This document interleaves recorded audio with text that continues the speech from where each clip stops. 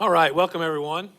We'll go ahead and call the December 14th Airport Commission meeting to order. Roll call, please. Greg Collier, Here. Cameron McGarren, Here. Steve Smith, Here. Jim Ulmer, Joel Gardner, Micah Thomason, Jason McMullen. Here. Has everyone had an opportunity to review the minutes from last month? Any questions?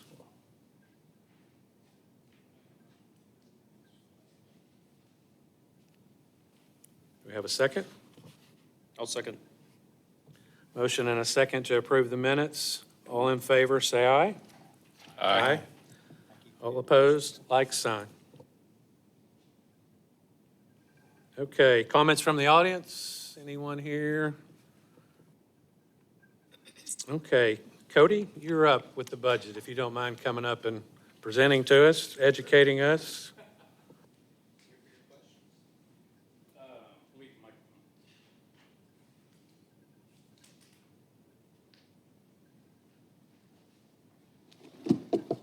Does everyone have a copy of the 2024 budget?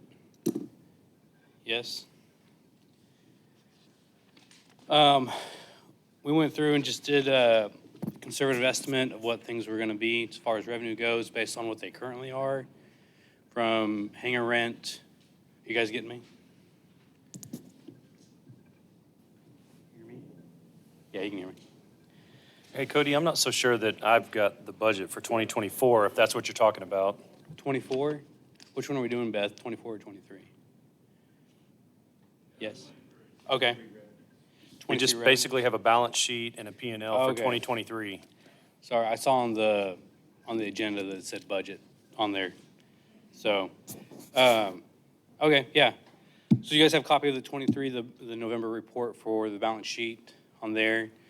You can see right now that we've got cash in the bank shows a negative balance there.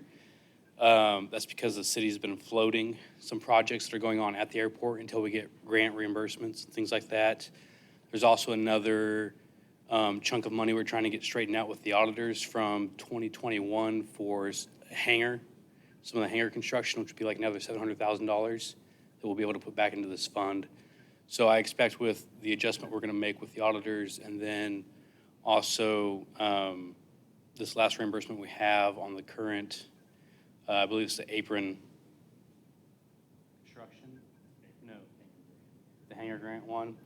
It should put us back on the positive side on that line item right there. I expect us to be probably sitting somewhere around the range of 600,000 on the plus side. Is there a way that we could, when we get these, that we could have a line item with what's sitting out there so we can see exactly, or maybe not exactly, but close to where we are? Sitting out there as far as what? Grants that we've applied for, grants that we're waiting on Okay. to offset that negative balance? Yeah, Our maintenance subsection of the accounts receivable, it's a receivable of some kind. We're still getting the money, but we don't know where it's coming from. right.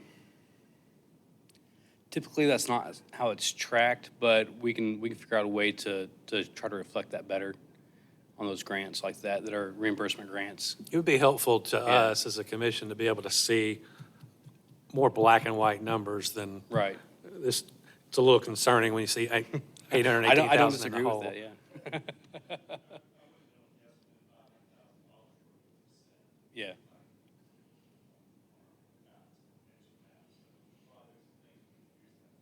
Right. Yeah, and with, I mean, just how the balance sheet works, right? I mean, it's directly derived off of, the reports in our accounting system. We don't recognize the grant revenue until it's actually received. So that's why it doesn't show up on the balance sheet as a receivable. I understand. And maybe, I'm just thinking out loud, Greg, maybe you could help us with that. You're going to be privy to what we've got out there waiting on. Perhaps if this is how you normally do it, I don't want it to be too big an issue. Yeah, Maybe you well- could update well, us on. I can work with Greg, and we can come up with a projects in progress report that shows the amount of money we've allocated towards projects, how much we've spent, and have it listed on there what's going to be reimbursable from those projects. That's something we can do. It'd be like an additional page. I expect that's where we'll be once we get everything adjusted like we want it to be. That's about where we'll be at, yes.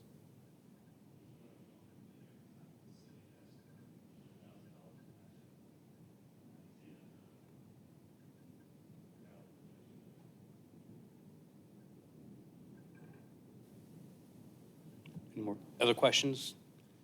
I'm pretty much here to answer questions, as far as I know, but. That was the main one. Yeah, that was my biggest question. When I look through these on a weekly and monthly basis, is that, you know, when you see negatives and things like that, it's, you know, it gets concerning. Yeah. And, you know, we just didn't understand, or at least I didn't anyway, in regards to what funds we were expected to capture either by the end of the year or some period of time. Right. You know, that would put us in a positive situation. Right, So, and I can tell you, I actually had a conversation with Greg earlier this week, and we're gonna try to get reimbursement in to the FAA before the end of the year. So that will help bring us back up fairly quick, so. So will there be money out of that to go out? Like if it's a 90-10, will that 10% potentially still be coming out of that? Yeah, so the reimbursement amounts that come back, right, we show the full expenditure that's related to whatever the project's going on, that grant related. And then they reimburse us the percentage that qualifies, essentially. So if they're covering 90%, we'll get the 90% back, up to the allotted amount of the grant. Does that make sense? Did I answer your question? No, yeah, it makes sense, but I'm wondering on that 90-10, so yes, we get the 90 back. Are we still, the 10% of that, will that come out of this number or is that factored out already? The 10%, the expenditures have occurred, so the 10%'s already out. 90 will just be coming back in. One question from my side is that from those grants, are those the 2023 federal fiscal year or 2024 federal fiscal year? That we're going to be getting reimbursed for. I think that grant started in 22 on that one. So that's, as far as the feds are concerned, it's their 22 fiscal stuff. But when it comes to us and getting the reimbursements, the year we receive it is, you know, I can go back. I've always tried to go back and accrue the expense back to the year where we'd had the expenditure. In this case, everything we're going to get back before the end of the year is related to 2023 expenditures. In the past, I've taken money that we got in 23 that was related to 22 expenditures, and I've accrued it back to 2022. And so it's just a timing accrual basis, essentially. But Fed-wise, the grant is a 2022 grant for the feds. Us getting the money depends on when we had the expenditure. And if we have a reimbursement that overlaps 2 years, I split up the reimbursement, put part of it in 22, part of it in 23, according, yeah. Yeah.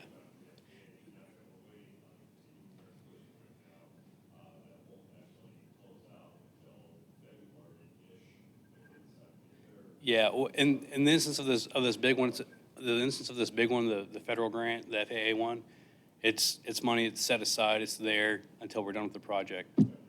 Yeah. This might be a better question for you, James. Trying to, yeah. The machinery and equipment for a little over $1 million. I know we have some mowers. Is that the fuel farm?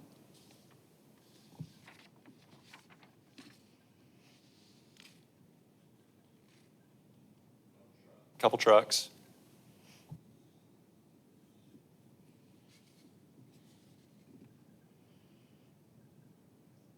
Daniel's group has the tugs and the, So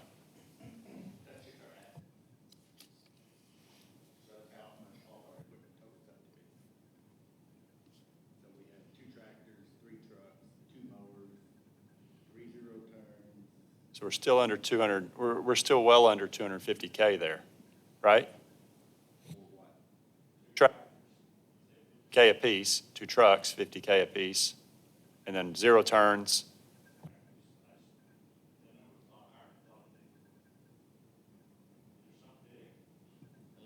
Unless it's including all of our electrical assets at the airport as well. You know, we built that brand new electrical building. It's probably under building, though. Cody, do you have a breakdown of, I can track- what's in machinery and Yeah, equipment? I can produce a list of what all's under there. I don't have it with me, but I can get that for you guys.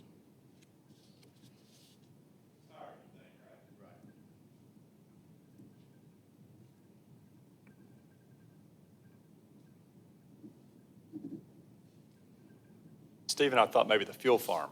I could see that being expensive, but I don't think it's, I wouldn't think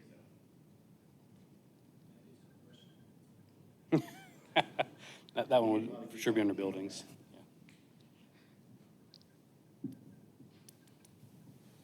Any other questions for Cody while he's here? Cody, thanks for coming. We appreciate you doing that. You guys are always welcome to email me too if you have additional questions and stuff like that, so. Super, thank you. Okay, moving on. Number 6, we discussed this last month, not in detail, just started to kick it around a little bit. Laura, have you had an opportunity to get any pricing for us?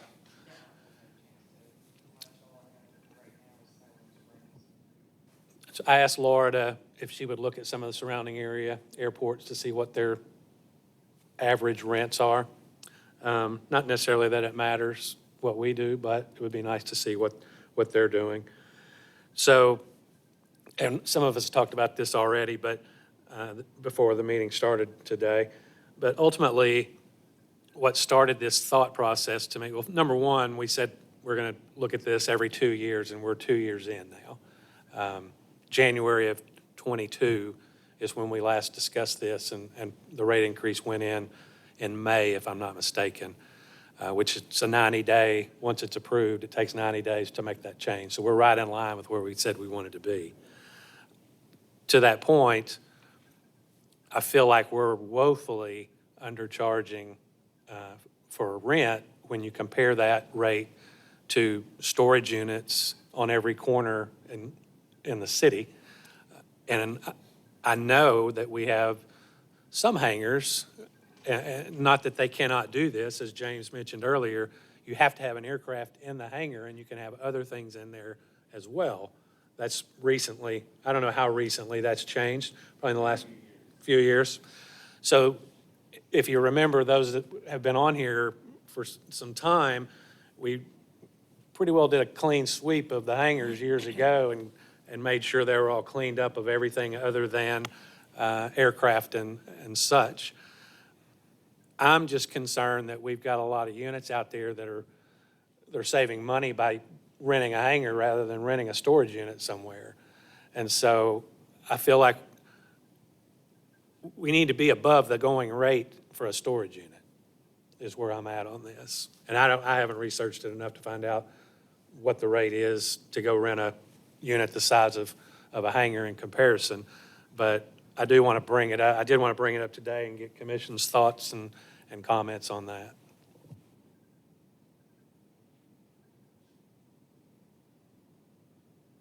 Well, my experience with like renting a space for like an RV enclosed, whether it's open on the ends or not, you're looking at $400 or $500 a month for like a recreational vehicle. So we are I mean, if you think of the same space, it may not be quite, just depending on the size or whatever. And the RV doesn't have a campground 50 feet from it. That's the only way they can get the plane off the ground. Like it's, I mean, we have that option. We have that as well. So I think we should do an increase. I don't know how we calculate what that should be.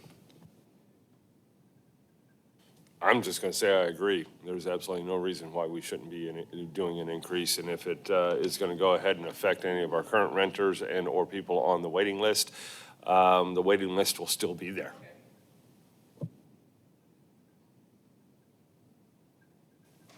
Any other comments?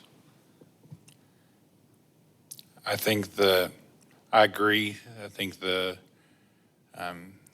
rate increase is justified.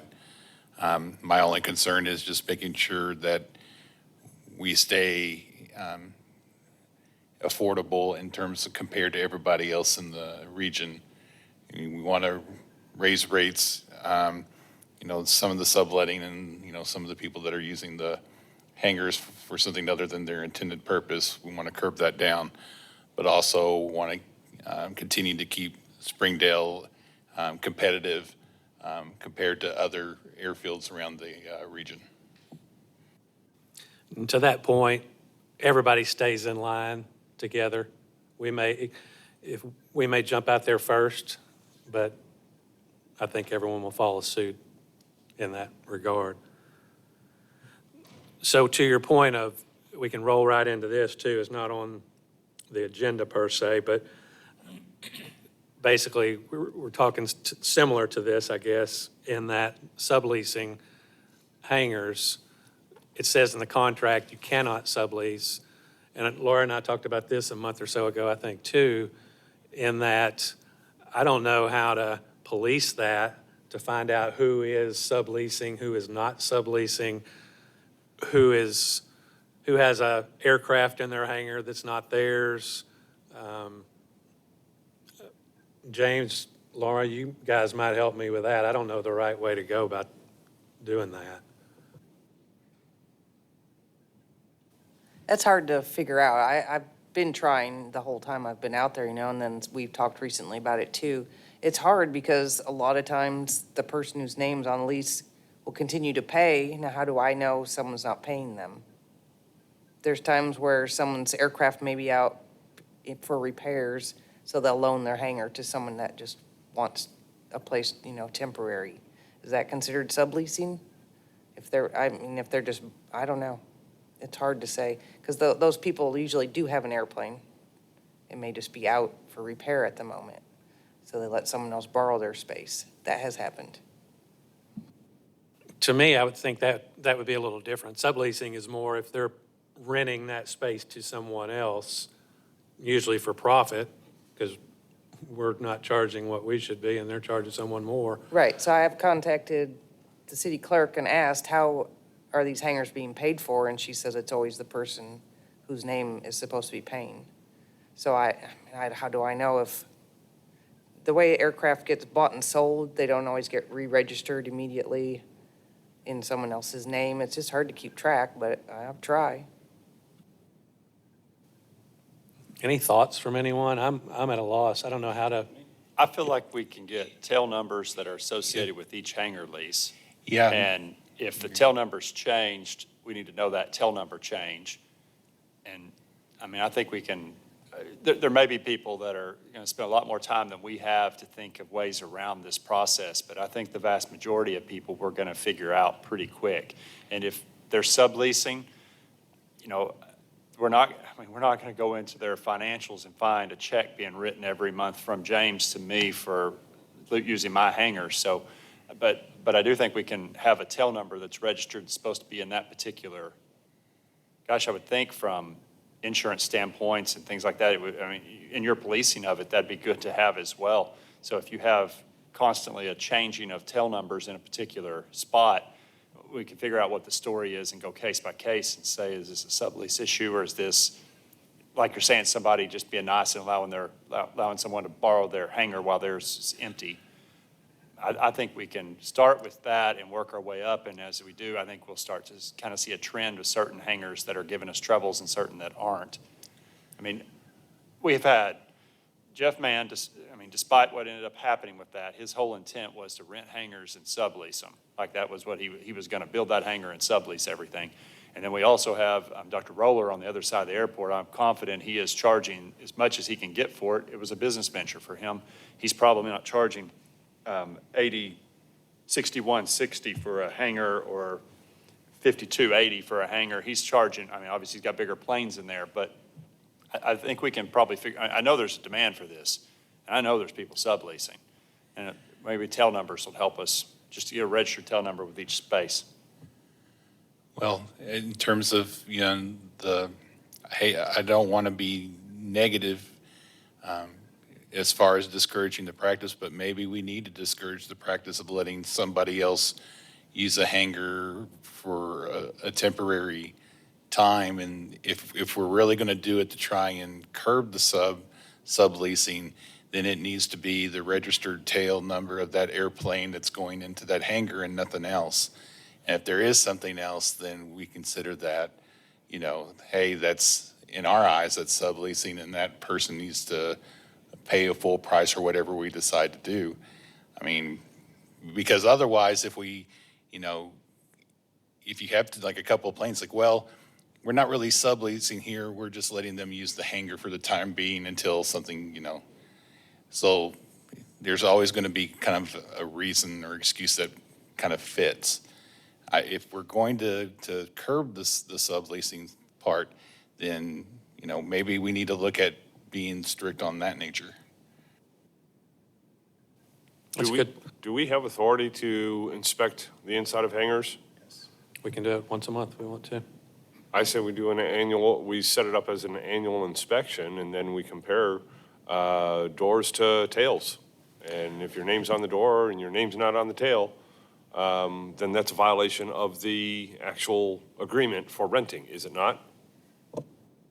And I would say we would start that with, like, let's explain the rules to everyone and make sure they know what the rules are, and maybe give a little leeway our first year, but then expect to enforce that in the future. I mean, Laura, you can police that. If someone's coming to you proactively and saying, my plane's away, I have someone that needs to borrow the hangar, we're not subleasing, I think we let that go. But I think if it's somebody that every time you look, there's a different tail number in there, or it's a tail number that isn't registered, we've asked them about it, there's a whole lot of conversation but not a whole lot of movement on it, then I think at that point we take action.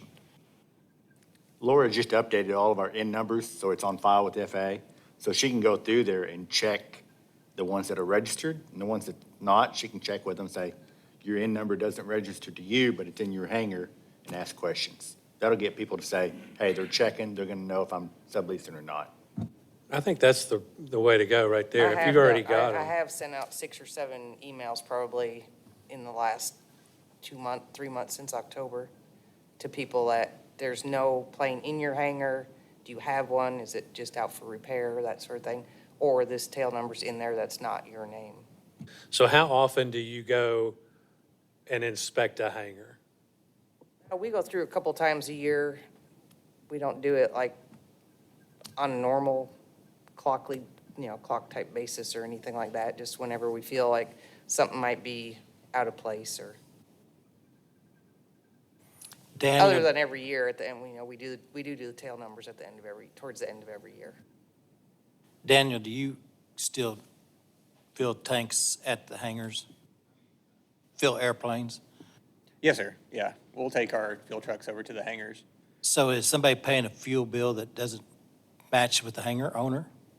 I wouldn't really have a way of knowing. Because if a different person's paying the fuel bill to a plane that's in a hangar, then obviously it's not the guy that owns the hangar. I mean, It depends it's on the maybe a situation. sublease. Depends on, like, if they're paying for like half the cost of a trip based on the rating of the pilot, it might be perfectly. Oh, I was just thinking this on a consistent basis, Oh, you yeah. know. I think- Every month, you're getting a check from Joe Smith, and Mike Jones is the one that owns the airplane. Yeah. And then you kind of run into like, Or it's supposed to be that way. right. You run into like, maybe the aircraft is owned by a business and then the members of that business are their own LLCs, and it's, I think the best thing that I could do, occasionally somebody will buy a new airplane and I can tell these pilots, make sure you get with Laura and let her know the tail number's changing. That way, city's good to go. And then, any other way that I can help facilitate so that customers are taken care of and city's taken care of too.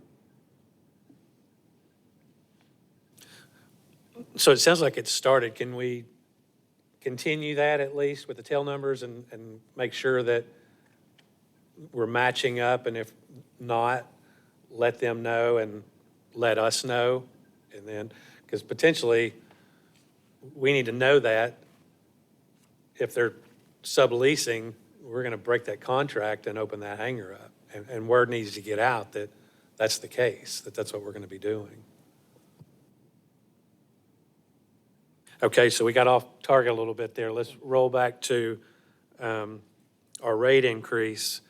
So how do we want to move forward with this? Laura, can you, I keep coming back to you. I don't mean to dogpile you, but can you, over the next month, can you get us some numbers from Yeah, surrounding I airports? tried to contact the Rogers manager, and I missed him, and then he called me back, and I just haven't gotten back with him yet. So he's willing to talk. I just need to get time and reach out to him again. And So I that's a think- start for us, I think. I'll do a little research with storage units in the area, just to get an idea what they are charging. Yeah, my 15 by 30 is $281.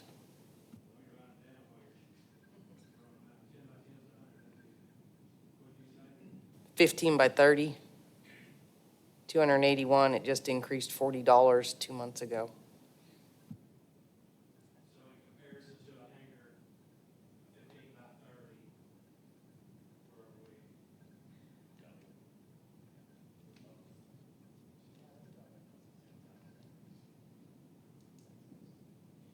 I was gonna say. you So need to- might wanna looking compare- at the Shoemaker hangar, number 106, how big is that?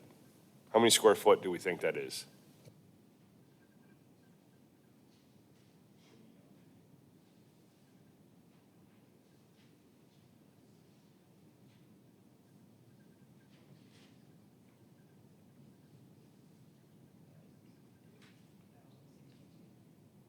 $1,062 square feet. And it's open. There's no doors on that one.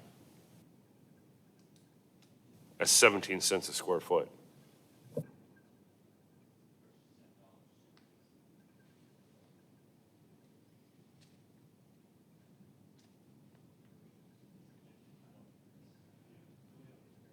I mean, even if we looked at blank warehouse space and find out what a blank warehouse cost per square foot is, 41 cents, something to that effect, we're more than comparable because we've got a service that they can't get anywhere else, and that's called Flightline.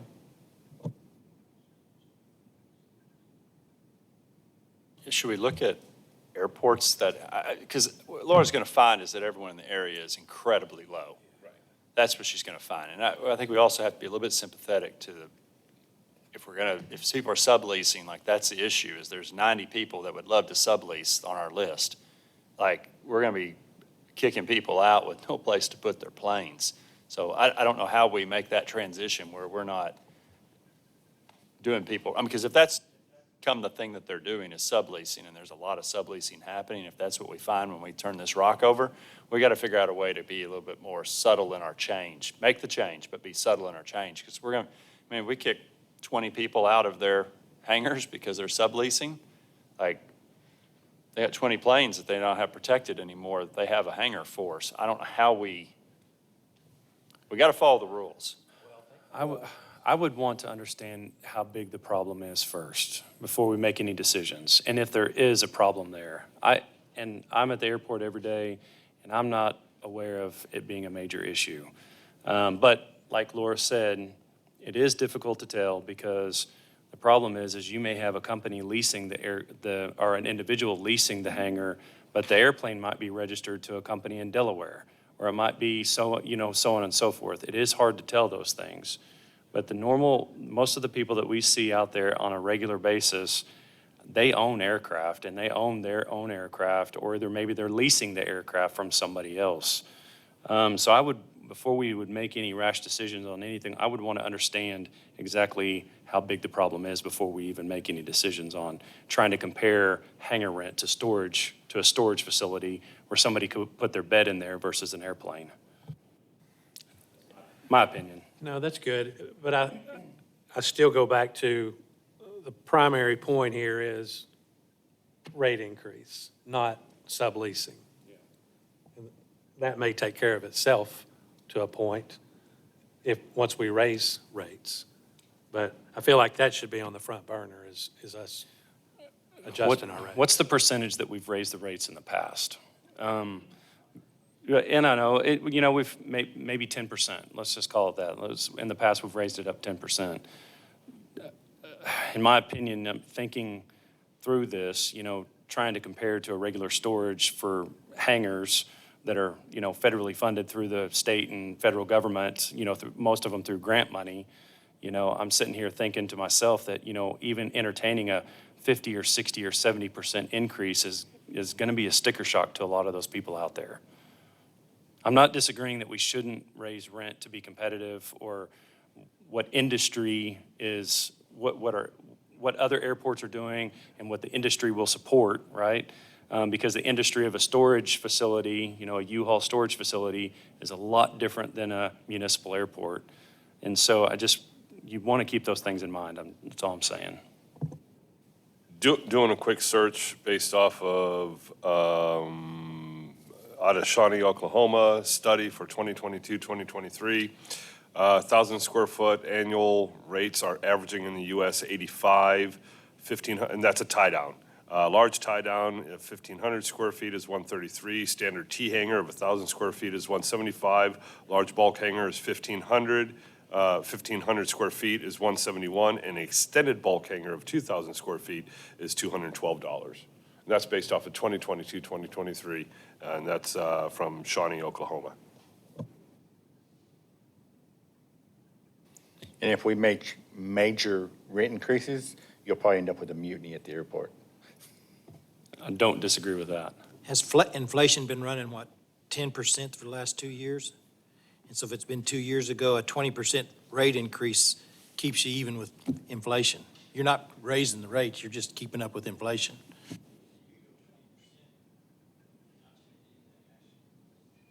Your last rate increase was across the board 9%. That's what I thought it was close to 10%. 2 years ago.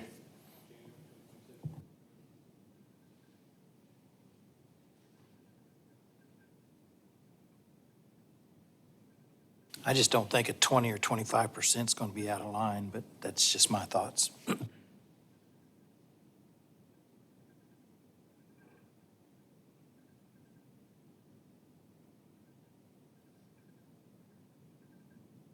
Cameron, what are your thoughts? You're here every day.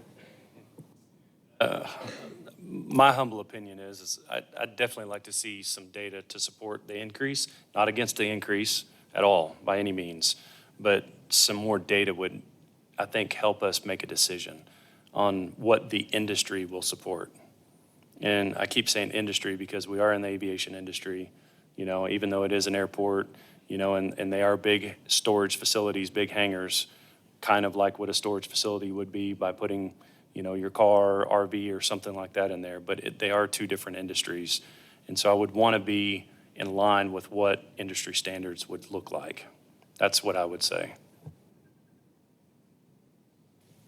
And I agree with that. Part of my thought process in this a month or more ago was where I started with an aircraft being in the hangar plus a lot of other stuff that's in there being treated as a storage unit. Totally agree with that. I don't know how big that problem is. If people are storing their RVs and trailers and things like that in there, yes, I agree with that. That's a no-no. I haven't seen a lot of that at the airport, or hardly any, but I would defer to Laura on that. Is there an issue with that right now? There's a lot, but everybody has an airplane as well, which is what the FAA requirement is. They did change that, I think, in 2016 to allow other things besides aircraft. So that's hard to police when the FAA guidelines say that it's okay as long as you have an aircraft in there that is working or you're working towards fixing it to work. Back in 2016, we did have quite an issue with it. There was a lot of people storing a lot of things, and there was no airplanes, but I don't think we've got near the issue that we used to have back then. Maybe that's where we start. Maybe that's a starting point, right? Is, these are facilities, funded through state and federal grant money, and this is how these facilities need to be used. It needs to be aviation-related things in those storage buildings, in those hangars. And if it's not aviation-related, then it needs to go somewhere else. And I don't think we can do that. The FAA has approved it. I don't know that we'd be able to tell someone they couldn't. Yeah, that was a big issue the last time whenever the FAA approved it, and they're going, you know, I pay for this rent, it's my space. Why can't I put something else in here with my aircraft as long as it's approved to be in here with it? And the fire marshal goes through every year and double checks everything to make sure everything passes inspection. So we make sure that they're up to code.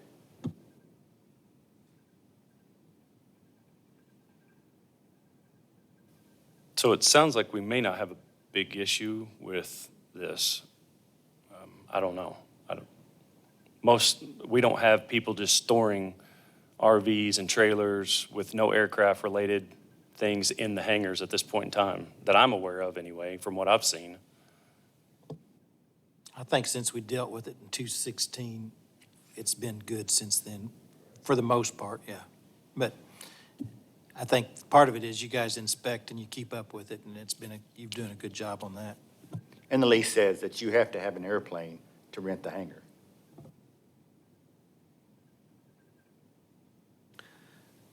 Okay. But that doesn't take away, we can't discuss increasing rent. Well, Laura, if you'll do a little research for us with surrounding area. Again, I know that's not necessarily going to do a whole lot for us, but I think the commission as a whole agrees that we do need to raise rent. I don't know that we need to decide today what that percentage is. Let's get a little more information and go from there. Next month, we'll try and have some hard numbers. And also, I don't know who necessarily could figure this. It would be nice if we said, if we could see what that increase does to our bottom line. So if we did a 10% across the board increase, how does that affect our bottom dollar on a monthly basis? And I would ask this, if we're going to do a comparison, let's not do a comparison to the cities that are near us, but let's do a comparison to like-size activity airports.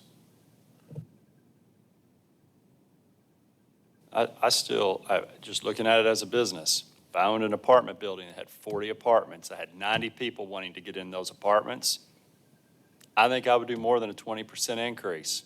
I understand we have tenants, long-term tenants, but I think we're way outside the lines on this, and the demand shows that. I mean, everything supports that our rates are way too low, not just a little tiny bit low.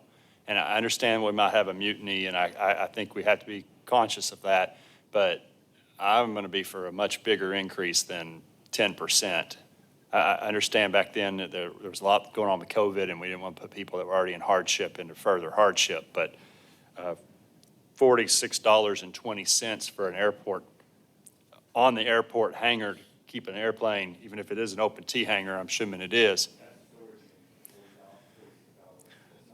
Okay. 1,000 square foot storage unit.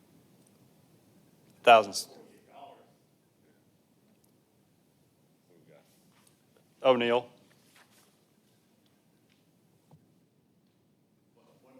What hangar are you talking about?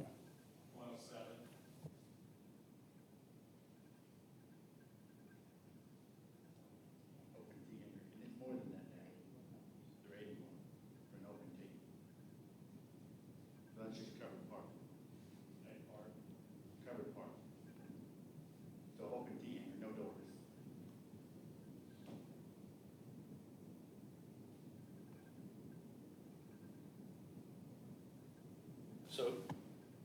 So the 4620, he made a partial payment? Is that where that number is coming from?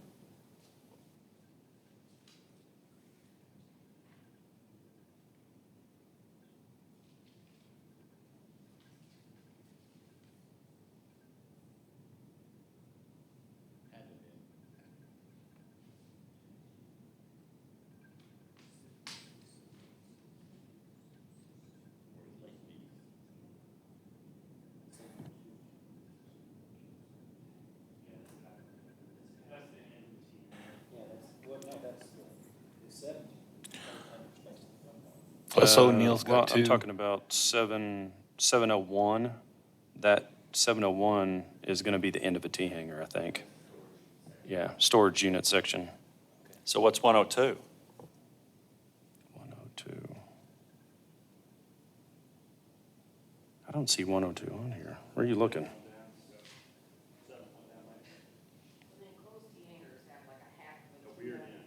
Yeah.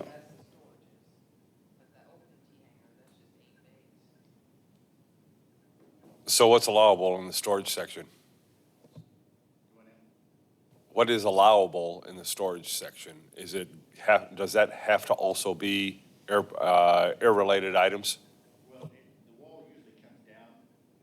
And it just ties into the hangar. So it's all common space with the hangar and that storage unit. It's all one. They use it for parts and tools and. So they just pay more for their hangar to have that in unit.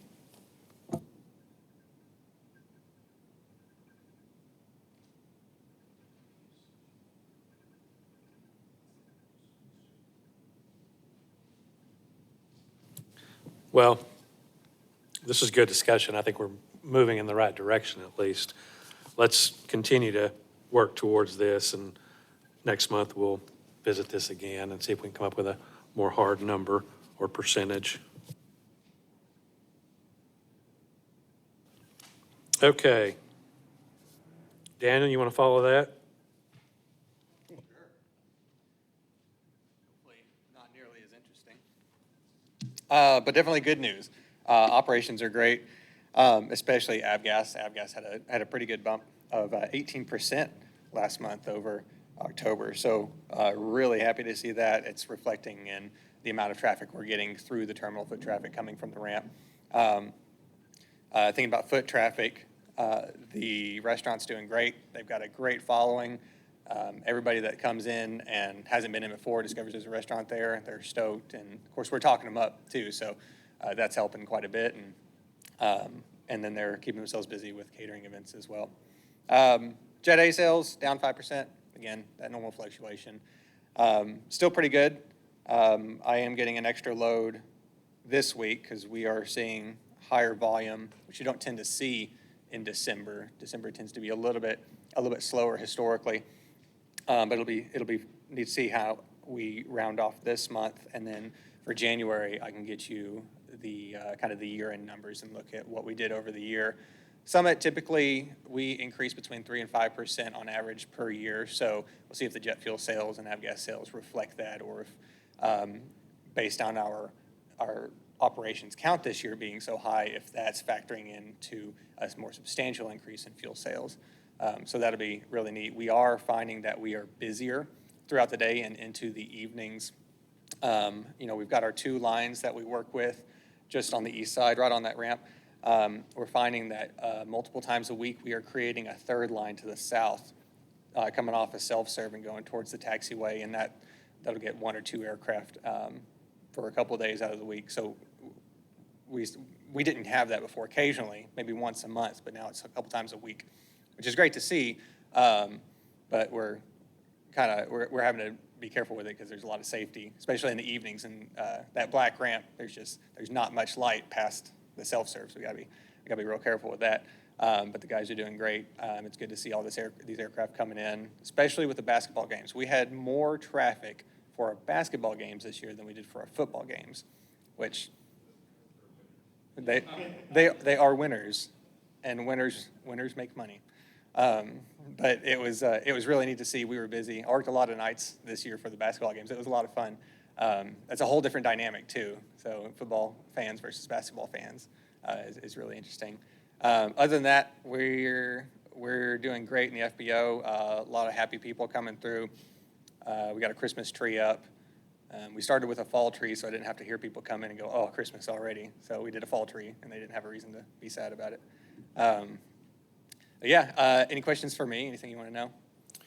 With the increase in, because I've noticed it too, man, a lot of traffic on that ramp. Would it help you to maybe have another stripe out there so that your team knows? Yes. Brian and I, my lead line tech, have been talking about asking Laura if we could do another line coming off of self-serve. Not starting at self-serve, come out 50, 75 feet and do another line parallel to the 2 that we have now to give us a reference. Because we tend to just kind of throw them back there and they'll be kind of just all over the place. But a third line that we can aim for would be, it'd look good. It'd help my guys keep organization, rent management under control a little bit better. Yeah, absolutely, and that adds to safety too. So, I mean, with all those big airplanes moving around. Yep. Let's just Like- make it happen. Laura, Yeah. can you make that happen for us? I can make it happen. Can James? They're his guys and his paint, so. Nice. Thank you. Perfect. I have some other striping that needs done out there too, tie downs. Tight- If Too you could much. swing by my parking lot. Anything for Daniel? Thank you, Daniel. Appreciate it. Yes, sir. Ernest did not make it. He said, tell everyone Merry Christmas. And Laura, operations report. I don't have anything new to add. Nothing to add, is that what you said?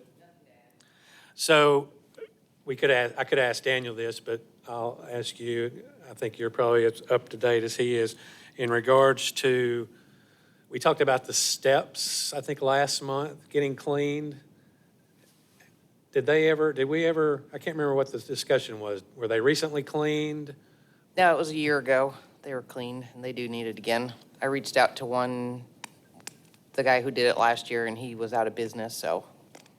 They looked rough the last time I went to lunch. Yeah, we also kind of were throwing around doing something different with them, so I didn't know if we had I to think something discuss that different is more, or- good, but you just have to be careful, slick steps. But I'm not a fan of carpet on steps. Could you get a couple contractors to come out and look with some suggestions of what they could do, knowing that we're going to have wet feet coming off the ramp and it's going to be slick? I mean, make it safe for them.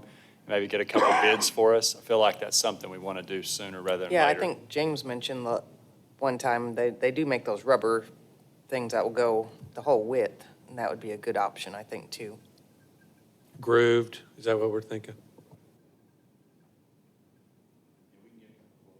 Yeah, I think if you I have think they're quotes just for next concrete, right? month, I think we'll approve that and get that going and start the new year with better looking steps. And then in regards to the restaurant, Manny's happy, I guess, with the changes we made, and everyone Yes, I he- talked to, He said he's Enjoys it. good with 10 o'clock. He said that has helped them immensely to do 10 o'clock. They're staying open. Of course, like he said, they're having a lot more catering events at this time of year, but they've been staying open until 7 most days of the week, other than Sunday. and is he coming in any on Saturdays? They've been open 11 to 7, and I think this Saturday they're doing 10 to 7. So I'm not sure if they're going to stick with 10 for Saturdays or not. But the 10 has been fine. They said they've had more people showing up at 10 o'clock than they ever did between 8 and 10. Super, good, that was a good change for him. Anything for Laura? Do you know what's going on with our customer ID 2168? It looks like we're 4 months behind.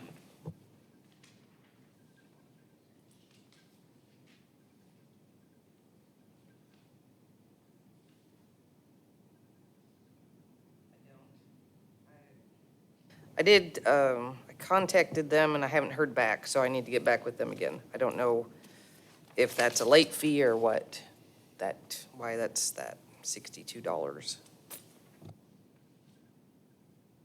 I don't have an answer It looks at like this time. they're making partial payments or something. I don't remember ever having a problem with them. Anything else for Laura? James, activity report, please.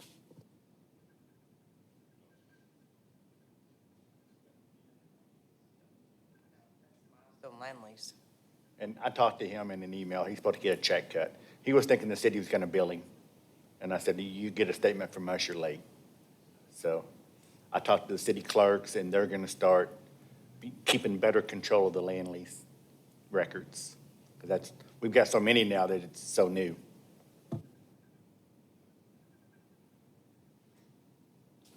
And activity report, James? Yes, sir. So you can see with the operations, with this nice December weather, we've got a lot of people flying, so we're setting a new record for a long time for the amount of operations. We were over there this week repairing the asphalt for where Daniel's fuel trucks back in. That was rutting up and failing bad. So we undercut that 12-plus inches, paved it back.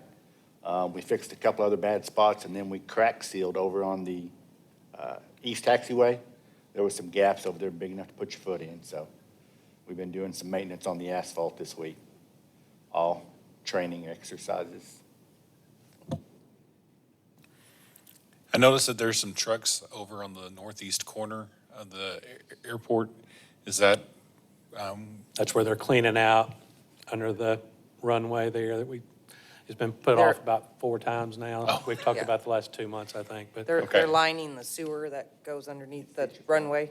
okay, They finished up this morning and they're mobilizing, getting everything cleaned up and out of there today, so they're done. okay. I almost feel like sometimes whenever I see something out there, like, do I need to run them off or something like that? Okay, any questions for James? Greg, with the Garver update.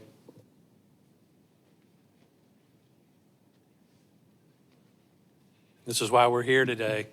Yeah, sorry everyone for ruining your Christmas holiday, maybe. But I appreciate you all joining. Really, the main thing that I want to do as this gets loaded is get an engineering contract approved for the runway grooving project. And I'll just give a brief update on that while this is loading. Let me see if it's working. Maybe I'll try again. There it goes. Okay. The runway rehabilitation or grooving project, we're going to install grooves on the runway. We're also going to seal coat and crack seal, similar to what James was just talking about for some of the taxiways. It's going to be an FAA-funded project. It'll be a 90-10 grant. The FAA will pay 90% of it. Then the ADA will actually cover, the state will cover the remaining 10%. Uh-oh. No. Probably. Feel free to do whatever you need. Okay, that should be working. Okay. Like I mentioned, FAA will pay 90% of it. ADA will pay the remaining 10%. So really, it'll be a zero-cost project to the airport, maybe a couple dollars, just because of rounding is what will end up coming to the airport. We're planning on starting design this spring with bidding the project in May and hopefully starting construction in the July-August timeframe. Hoping to hit that warm time of the year so that we can minimize construction delays, anything like that. Any questions about that project? Aren't we thinking the end of the third quarter completion? Yes, and it'll be, and this is something that I'll come back to you all to discuss, the phasing of the project, whether we want to do night work. I understand that we want to minimize any runway closures, of course, and so I'll be reaching out to a bunch of contractors and a bunch of industry experts on seal coat markings, whether we can do some of that work at night and hopefully reduce the time frame of it. But that's something that I'll be able to report back on in January or February as we kind of get into it a little bit longer. What's your estimate on the cost? The cost, I actually have a cost estimate. Yep, I think this is it right here. So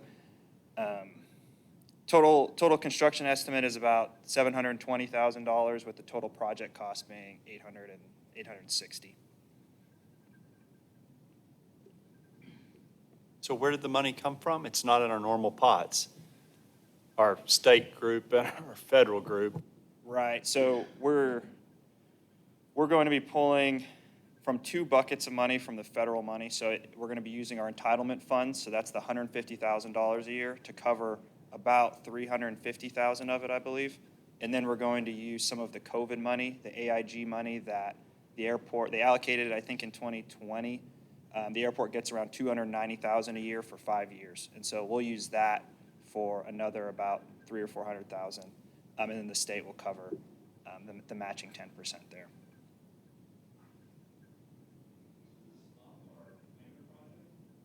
No. So the hangar project is funded with last year's money or previous money that, yeah, the hangar project's already on the books. The new hangar that we The haven't Powell started hangar. on yet. Correct, yes, sir. The one that was the Jeff Mann hangar. So that one is still going to be, is already fully funded. All of the money is already allocated to it. So that'll be independent of this project. So this pushed our enclosed T-hanger plan that we have along the road into the airport. Planning like a 5 or 6 plane, yes, span hangers, hangers? sorry, span hangers. Yep, these right here. Yeah. I don't think this pushed anything. We got the money from a different bucket that we didn't have to use. Correct. Yes. And in meeting with the folks from the FAA, they were all about getting this grooving done and really wanted us to move this up. And the FAA likes spending money on projects for the runway, and so it competes a lot better than a project like a hangar. Even though there's a great need for hangar space, the FAA doesn't necessarily recognize that. Any other questions? If there's no other questions, the reason we're meeting is I'd like to get approval of our engineering contract. Oh, But- go ahead. Before you switch over to this one, please go back to the previous page that you just had up with all the dollars on there. Where you've got the local share, you've got the 820, the 320, that type of thing. When you're putting these things together, is there a way that you can actually indicate which ones are coming from program funds, which ones are coming from whichever grant line item? Because I heard you say we're taking in the 150,000 that we get from allocations to put together for this particular project, but yet it leads me to believe that the hangar project was already taking some of those allocations from previous years. So I know Greg says that we're pulling from different buckets, but I sure would like to know which buckets we're pulling from. Right. We have a 5-year CIP that would show it. This is what I'm showing you right now, kind of shows it broken out for the runway project. You can see that BIL bucket, that's the COVID money. Here is about 378,000. The AIP money is our 150,000 a year, and that's the 482. Unfortunately, this doesn't go back in time. It only looks at this year and 5 years ahead. But that's 3 years worth of money plus?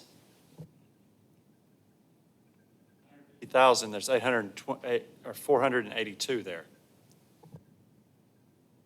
Yes, so the 150, yes, it is 3 years of money. So we haven't used any of our AIP money since the Taxiway B extension project, which was funded in 2021. So we have been banking AIP money for 3 years. So we have, and you can see that here in this first column. This shows how much entitlement money we have available. And so that increases by 150,000 each year, or in the case that we spent it, you can see it bump back down to 166 in that second column there. We can stay on this for a little bit longer too. I don't mean to.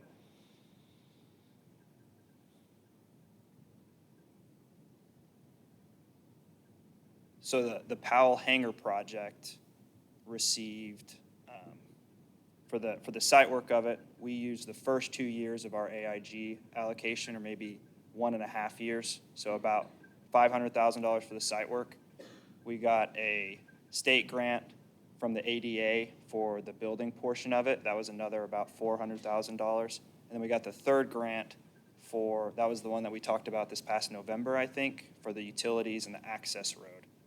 Now, each of those grants, I think 2 of them happened in fiscal year '22. We can apply for some of these grants ahead of time, but then the utility and access road grant, we applied for after the fact because bids came in higher than we expected.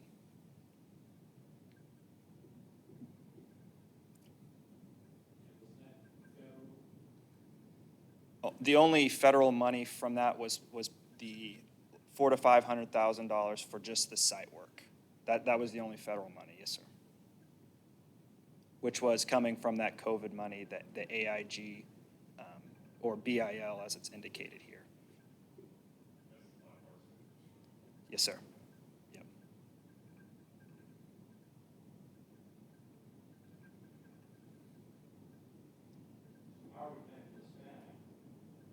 We don't have a proposed plan for paying for that yet. And I can get to that I don't remember who requested it at the last meeting, but we talked about a priority list for kind of our next projects. And so that's what you saw whenever I pulled up the span hanger was how we can pay for things in the future. I have cost estimates and I have a list of all the available grants that we'll be able to pull funding from. And so that's what you were able to see there. But none of those are on our plan necessarily yet. That's what we will need to decide.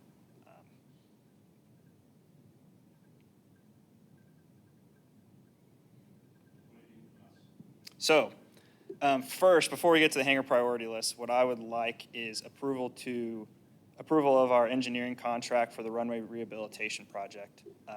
The engineering contract will cover engineering design, bidding services, and then any sort of preliminary investigation that we need to do.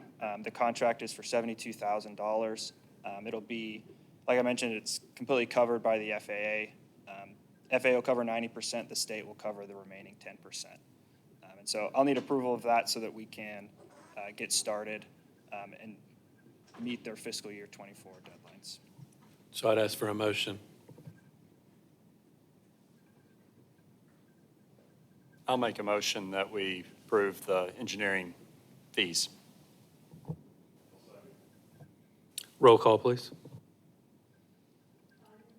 Yes. Yes. Yes. Yes. Yes. Okay, that's been approved. Okay, thank you. Moving on to kind of what we were talking about previously, the hangar development program, the hangar priority list. So just to give you all some background on what type of grants we have available. So annually, the state has 3 grants that we can utilize. It has a 90-10 grant, an 80-20 grant, and a 50-50 grant. Typically, we've only ever used the 80-20 and the 90-10. The 50-50, obviously, there's more of a local share there, so we haven't utilized that. The 90-10 grant, you can, the maximum you can use is $200,000 for a regular site work project, or $500,000 cap if you're going to use it on a hangar. So I'd recommend utilizing that 90-10 grant for the hangars just to use their money more efficiently. The 80-20 grant is capped at $300,000. What I'm targeting for those 80-20 grants are some site work, utility extensions to support hangar development. And then for the 50-50 grant, the 50-50 grant's tough just because it requires more local share, so I'll leave that up to you all as far as whether you want to include that on our priority list. Right now, I'm going to have it shown as utilizing it for parking. And then the other thing that a 50-50 grant or any of these ADA grants allow you is you can use in-kind services. So if James wanted to bring his crew out here and do some training on laying some base work or doing some earthwork for us, then it'll be their labor will count as the local share of that 50-50 grant. So we can, assuming we can get the grant, we can get some free parking lots built is kind of what I'm thinking, assuming James is on board and the city is on board with utilizing that. Do all those ADA grants make sense? So moving on to the next line, we have a one-time grant left. The AIG money, the BIL money that we talked about previously, we use this on the Powell hangar. We are using some of it on the runway rehab, and here in the next 2 years, we're going to accrue 2 more years of that, and so we'll have $500,000 or so remaining that we can spend on any of the projects that I'll list for you later. Real quick, can any of the AIG money be used, well, on the 90 portion, and can the ADA portion be used on the 10? Are you allowed to blend any of these because they're state and federal? So the AIG money cannot be used as a local share on any of your ADA grants. However, the ADA will cover the 10% portion on all of the AIG grants. Sorry, there's a lot of acronyms there, but the state will help match the funding on the federal grants. It doesn't work the opposite way. And with the ADA portion, we're still subject to our 10% then? Yes, sir. Correct. 10% or 20, depending on the grant. Or 50, yes, sir. A couple more things to note. In 2023, we already used our 80-20 grant. You're only allowed these grants, one of each type of these grants per fiscal year. And the last thing to note is that the ADA's fiscal year starts July 1st. So if we want to utilize the 90-10 or the 50-50 grants, we need to do so before July of next year. So now I kind of put together a list of projects here, and I'll go through them, and feel free to chime in as we're going. But first project here is the clear span hangar. It's a 4-bay clear span hangar. There's a parking lot with it, and there will also be a little bit of utility work as well as a little bit of apron expansion. The total hangar building itself is about $820,000. If we use the 90-10 match on it, it leaves the local share at about $320,000. And then the site work is $175,000 for the total project, with $81,000 remaining for the local share there, assuming it's a 50-50 grant. Previously, I'd recommended this one as like the next project that looks like the most efficient way to spend the money. Whenever I went back and ran the numbers, honestly, it surprised me at how much more expensive it looked like it was getting. And so we might reconsider as we look through the rest of these numbers. The other areas that we were kind of discussing are this east taxi lane area. We talked about building an additional phase 2 and phase 3 of east taxi lanes, not to build necessarily airport-owned hangars, but to help spur development of developers to come in and just give them more space to land lease. These projects are fairly similar in cost. You can see the one on the left, the blue, is about $710,000, which leaves a local share of $410,000. And the east, the phase 3 is $700,000 with the local share of $400,000. Note that these two grants, I utilized the 80-20 grant for these. However, it looks like it's a 50-50 grant because they're capped at a $300,000 for the state.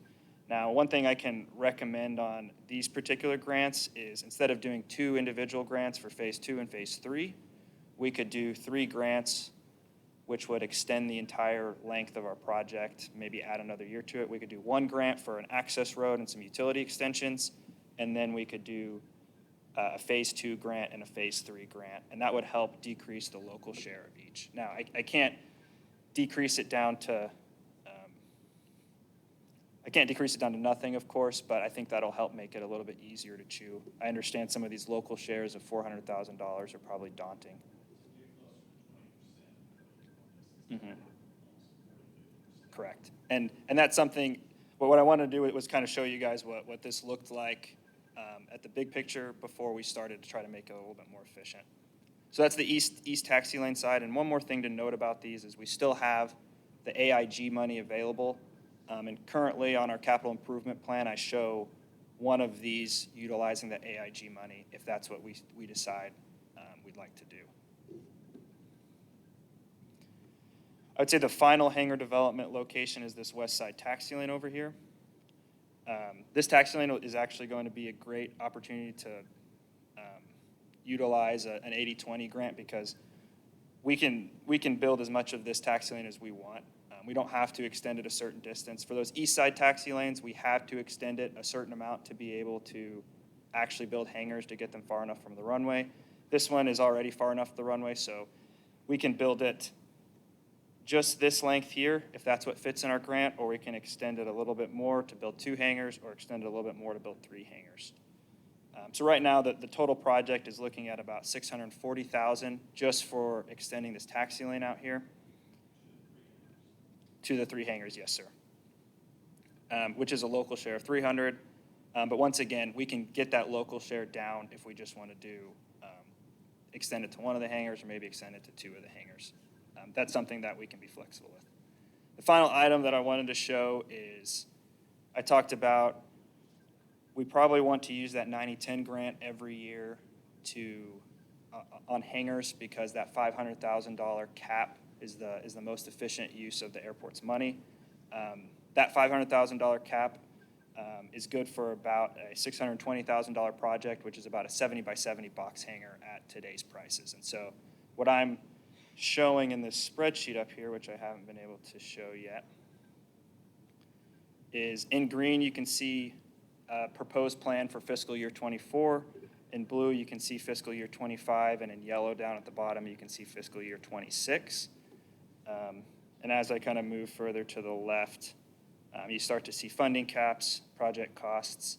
But I guess I just wanted to let you know that I'm using a 70 by 70 box hanger as a filler so that we can utilize that grant. But if we end up changing directions on that or changing locations on that, that's what we can do.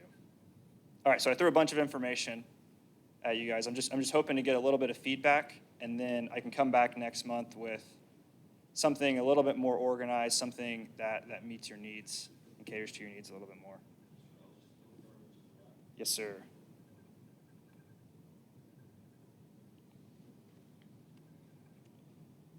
My first thought on this is that the local shares are much higher than you guys are probably comfortable with. So that's my first thought. Why do the west side taxi lane before you do the 70, or after you do the 70 by 70 box hangers in 25 and 26, or 25 and 26? Right, so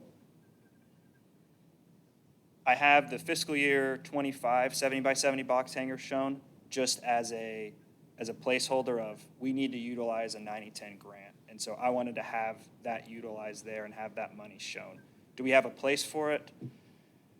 We don't really have a place for it unless we build the east side taxi lane or the west side taxi lane to be able to build that hangar. I don't think there are any other places that are going to be as developable as those two. And then as far as the west side taxi lane being underneath the 70 by 70 box hangar at the yellow section in fiscal year '26, those will happen at the same time. I just have them listed in that order. Let me scroll back over so you can see the local share.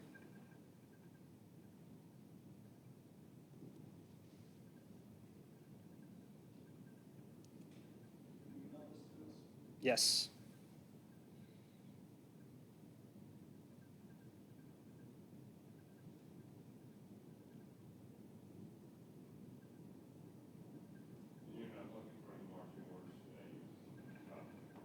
Yes.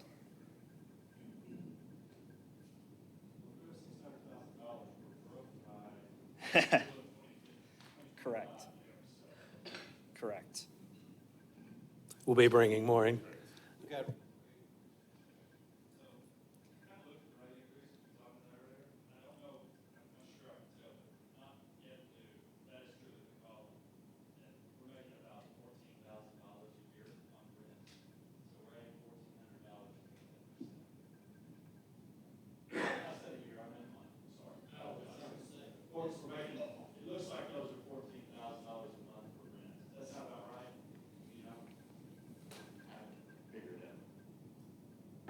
Are you talking about one particular size, or, because overall, in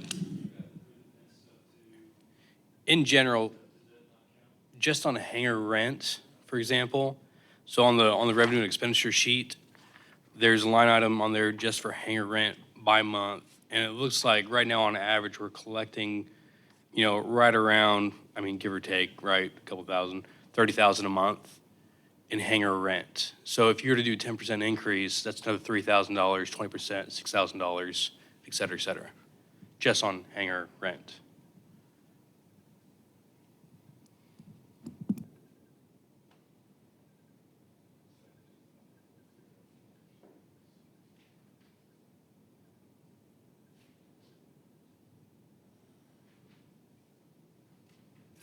To your point, the local share is a bit daunting on the far right. And we're not here to spend $600,000, obviously, Right. because that's what we have in our bucket. But It would help me a lot if we could get an annual, like I said, I don't need a commitment, but if, just like how the FAA gives us 150,000 a year, or 290, if there's a commitment that you all could decide on, then I could come up with a program and space things out in accordance with that. And then we could have our capital improvement program using FAA money, and then we could have our capital improvement program specifically for hangars using the state money. Well, also, we can take that matching funds to the city council Because if they say, well, you're getting $500,000 in grant, then they don't mind contributing sometimes. Ideally, we'd like to be self-sufficient, but obviously, we've got to have the city's backing to do the things we want to do.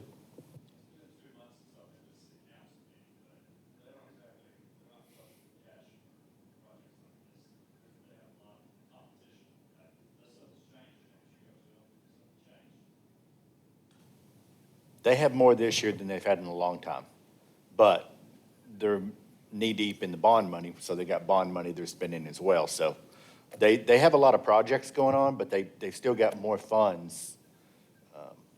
24 million unspent. So that being said, doesn't mean that they're going to say, oh, yeah, here's your 300,000. You don't get if you don't ask. And I ain't afraid to go ask. Well, and they've always helped us in the past when we've needed it. Especially if you can justify by showing it's going to create extra income. 7,800 square feet. The whole building. I think each one is like 40 by 48, 41 by 48. And then I think I estimated them at $90 a square foot for construction. Now we're 301.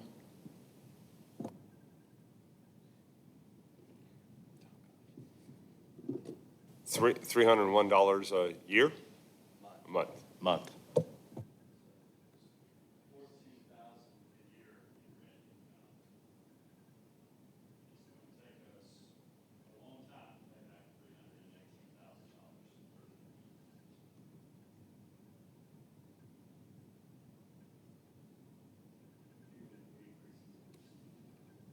Right. Yeah, but you're not keeping the same rate for 30 years. Yeah, if you look to raise your rate 10% every 2 years. Look at what hangar rent was 30 years ago. Well, and ultimately, the city keeps these hangars, too. Micah, what type of return would you want to see on that? Like, I've done some of this analysis at other airports, and I feel like we've always landed between 5 and 10 years is where they've.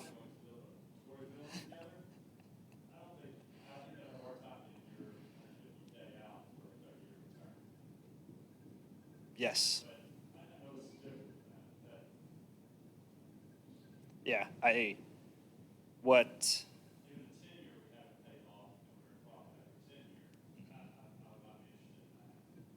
Okay. Sorry, go ahead, Steve. Things like this. Well, I was talking to Greg and thinking, if we do that on the east side, that taxiway where you get somebody's corporate money, Mhm. I think it's going to be a faster return on our investment. Right. But it wouldn't do any good for your 90 names on a waiting list. Say that again? Building a corporate hangar wouldn't do any good for your 90 names on a waiting list. I mean, 86 left after this, right? Like, With those, you can fit a couple of airplanes per hangar. well, the corporate ones, though, those are privately owned, and we're just building a road to it, an apron to it, and we're charging a connection fee every year of $1,000? No? That's only for through the fence. This is our hangar, so there would be ground leases.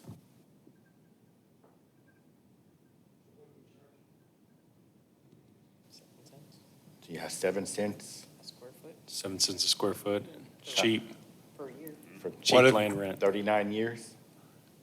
What if one of those was used as a school or as a training facility? Could that possibly draw in more money? It's more operations, so it matters to the FAA when they're doling out the grants. Yeah, and based on our end numbers, you know, the higher we have aircraft based there, the more prevalence we get on grants. And then total operations helps with that as well. But to your question, only the way we get more money is if we build the hangar and lease it to the school. We're locked in with what y'all's put on a land lease, 39 years, 7 cents a square foot. Yeah, because I was thinking if it was like a maintenance school, then you could have more aircraft coming in for that, plus the school doing that. And I talked to Caleb a couple of weeks ago about how desperate they are needing some mechanics and things like that. So I was just wondering if something like that could be profitable to both the city and to the community. Like, From a profit standpoint, even though we're looking at a 30-year return, that's still faster than we're going to get on this land lease for whatever we're spending. I don't have the dollar amount there, but like whatever we're doing on the East Taxiway, I mean, looking at $410,000 and we're leasing opportunity to lease for 7 cents a square foot. Right.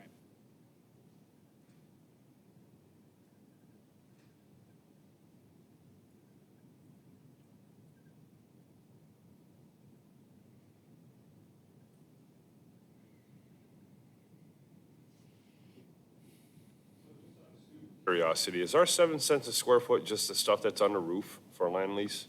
It doesn't include the access point, the ground for accessing through the fence? It covers all the space that they use for their personal. If it's common space, then they don't pay for it.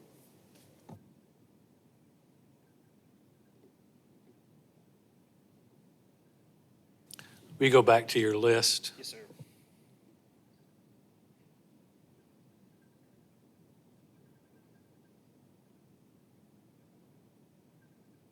Any thoughts on how he's got this projected?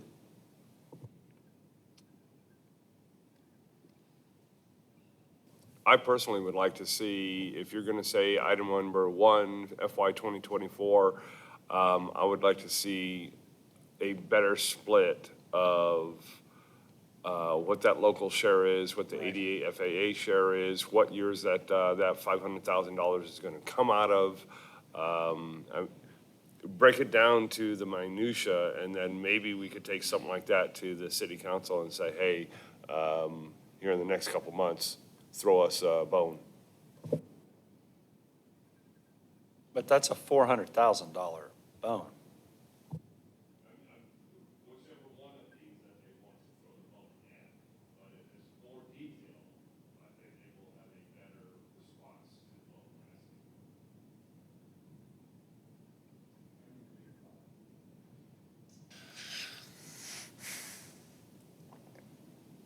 I'm sitting here trying to figure out what's the biggest bang for the buck.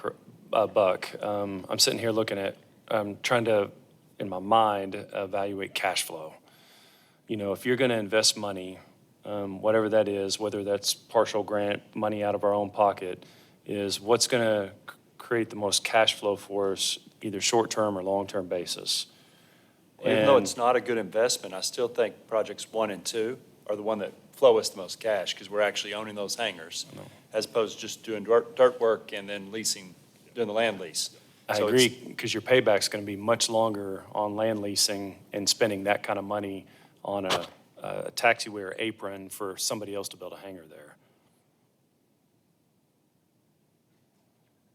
So from a cash flow analysis perspective, I think you're right. You know, your biggest bang for your buck in investment is going to be, you know, building that clear-span hangar first. I mean, the 70 by 70 box Or hangar 70, probably yeah. has the fastest return at 119. Yeah. But we just don't have a spot to put it without investing the phase 2 Yeah, that- taxiway as well. So that's where it gets us out of whack. I think the most efficient spot to put that 70 by 70 box hangar is that west side taxi lane over by the maintenance shop. Just because the length of taxi lane that we'd have to build is shortest there compared to the east side. Like I said, the east side has a minimum amount of distance that we need to get from the runway, so. So we are doing the water line with the Powell Hangar project. We're extending the water line almost to that maintenance shed. I would say any utility work that might need to be done, we might have to extend an extra 10 feet or something like that, would be included in the west side taxi lane project. So essentially what I'm saying is we'd right-size the west side taxi lane project to not go over the capped amount that the ADA would be asking, and then also obviously be enough for our 70 by 70 box hangar, and then hopefully enough for maybe another one, a space for another one, or at least enough space for a developer to be able to come in and maybe have to do a little bit extra. So this is priced, though, with all three hangars you have. So it's $340K that we would pay for item number 9 there. That's sir. priced to go all the way across there. Yes, sir. So if we cut that down, maybe we get half that number to do the first section. So we're at 150 plus 150-ish, and then we got a 119 to get the 70 by 70 box hangar.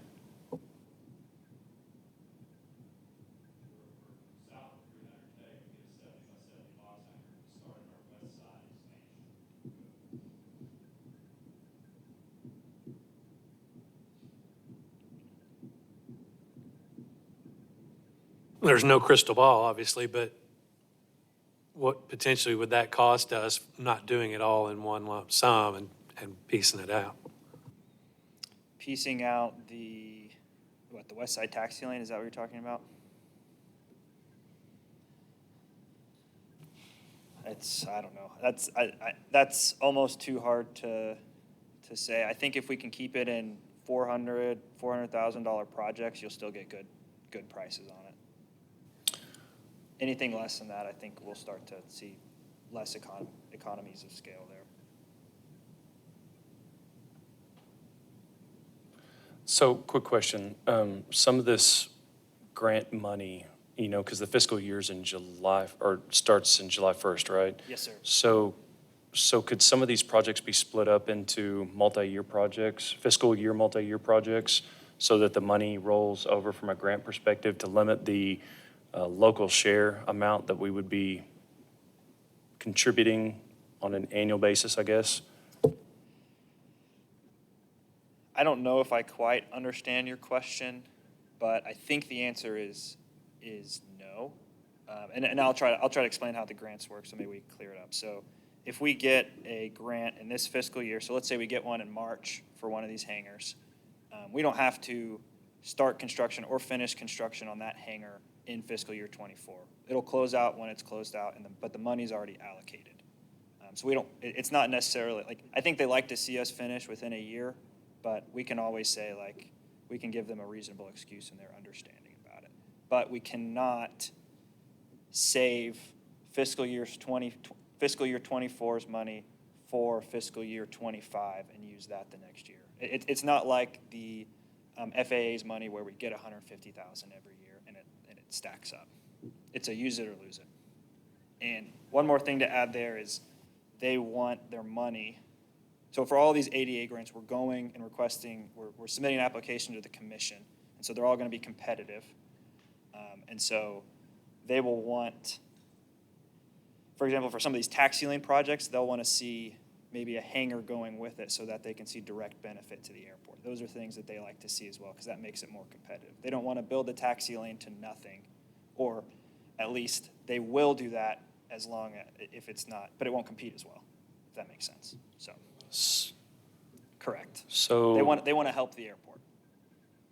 So on the projects on the east side, would that not fall in that category where you're building an apron or a highway to nowhere, as you put Correct. it? So it doesn't compete as well, but I do think you'll still end up getting money.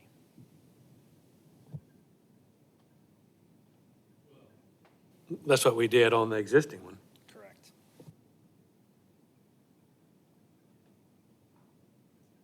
I think what the state will want to see on those is have 4 developers sign a paper that says we're interested in developing on this side. That's what they've requested. They've requested things like that in the past. For the first phase of the East Taxi Lane, they really like that the airport committed the $700,000 for the hangar. So they didn't specifically request for some of those leases or anything like that. Okay, so finishing this up, does anyone have a concern with how he has this laid out? I think my concern is that we need to be focusing on our west side projects over the next year to 2 years, as opposed to mixing in the east side projects. And what are you basing that on from a rent perspective? Based off of what we can actually go after, what the grants will go ahead and do for us, and where we can go ahead and parlay both the state and federal grants in a shorter period of time, I think. And to accommodate the 99 people on that list.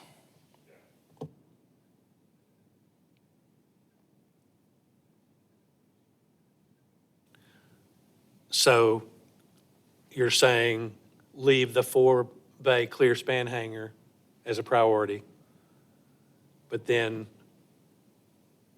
moving back to, I don't know what we're calling that. Like items 8 and 9 need to come I up. would go 1298. My new order of the top 4 would be 1298.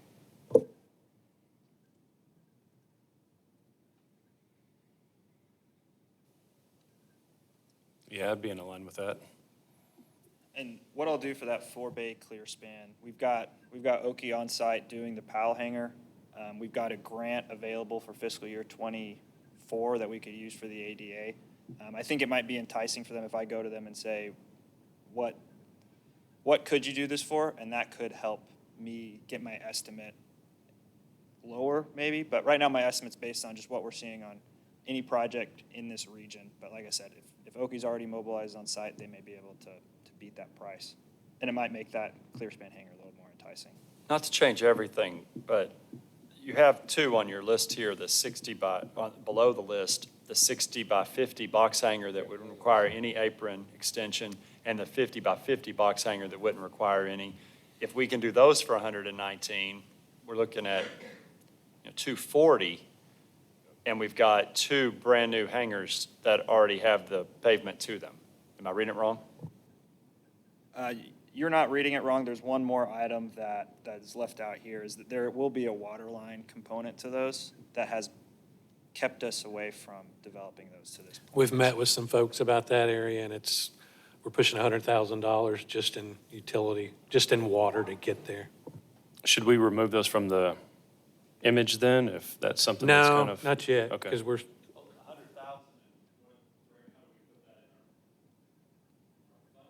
So what I would recommend there is we'll do maybe year 1 of the program for these 2 hangars. Year 1, we'll do a grant to prepare the site a little bit, get the water lines there, get any other utilities, maybe electrical and stuff out there. Relative to like what you have as project number 2. Exactly, yep.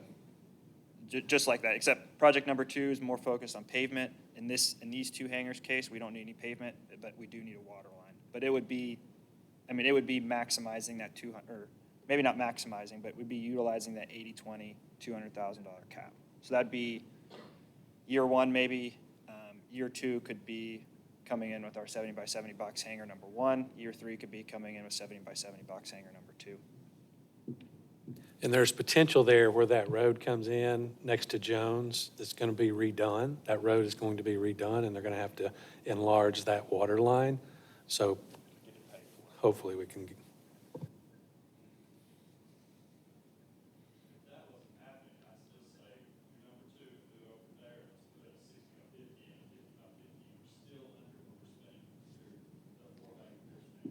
Yeah, let me put some costs together for the site work.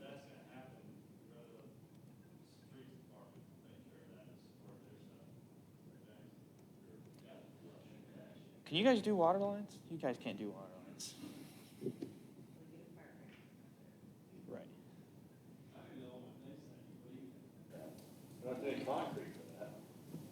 I've been working towards that area for months. I like that.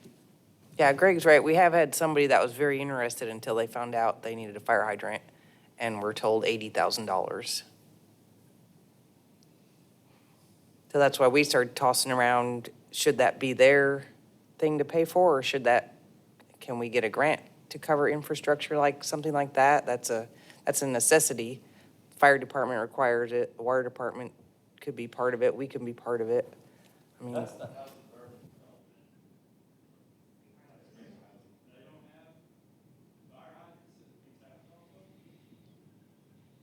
they have to be within 200 feet, and there's one down by Atco at the corner of Powell. That's, I don't know, I think that they're particular on what you can tap into for a fire hydrant, correct? Yeah, we need an easement too, which the city, I'm sure we could grant them, but if the housing authority, I don't know.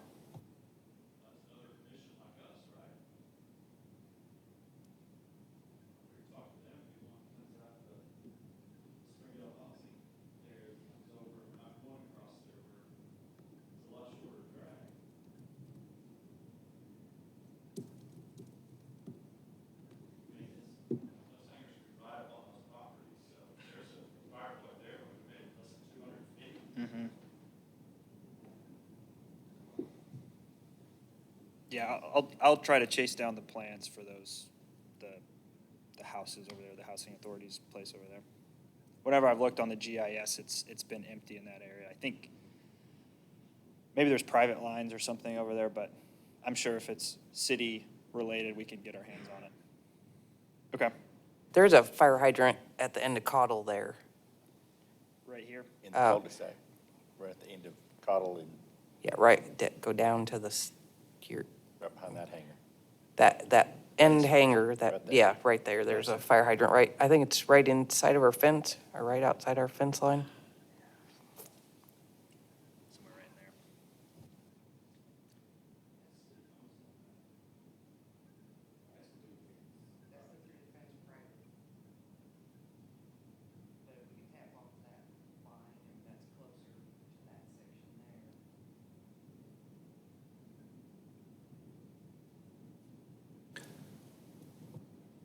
Well, we're talking about two different things here. But honestly, you guys gave me the feedback that I was hoping for, so now I can take this into a better direction and come back with some better options and some better opportunities. So what I'm hearing is I'll develop some alternatives for this area over here, utilizing the grants as efficiently as we can. It sounds like the overarching goal is let's keep the local share to whatever is required to maximize our ADA funds. Is that correct? Okay. So I can do that. I'll get with Oki about this clear span hanger to see if maybe we can get a better estimate put together for that. And then I'll also try to come up with some better options for these west side taxi lanes. And honestly, I can do that for the east side as well, is try to right size some of these projects based on the local share. And I think that will be enough for us to put some priorities on these projects. Okay? Anything else from us? Maybe the last thing is I did throw some parking lots in here as well, utilizing the 50/50 grants. So I looked at a parking lot for adding 25 spaces behind the tower over here. It's about a $250,000 project. However, I bet James could maybe do some training on it if he's up for it. But never mind, he's giving me a look that maybe he doesn't want to sign up for that. But that's, I guess what I just wanted to say is we can utilize 50/50 grants for some of these parking lots as well if you all decide that becomes an issue or too big of an issue that we need to solve it. Keep in mind, we may need to run water underground along where you've got that parking lot. Correct. You're talking about to that hangar right here off the fuel farm? Yeah. That's what I thought we were talking about earlier, actually. That hangar you just pointed out. Oh, I got you.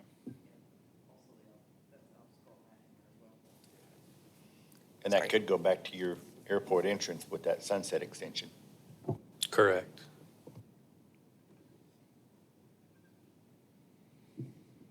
All right, I've got good marching orders. I'll come back with some more options, and I'll make sure I can email it a week ahead of time. You think that would give you guys enough time to study it a little bit? Yeah, I think so. Okay. Thank I you. can do that. Any other questions for me? Perfect. Thank you. Thank you, Greg. Whole business. Comments from commissioners? Merry Christmas. Merry Christmas.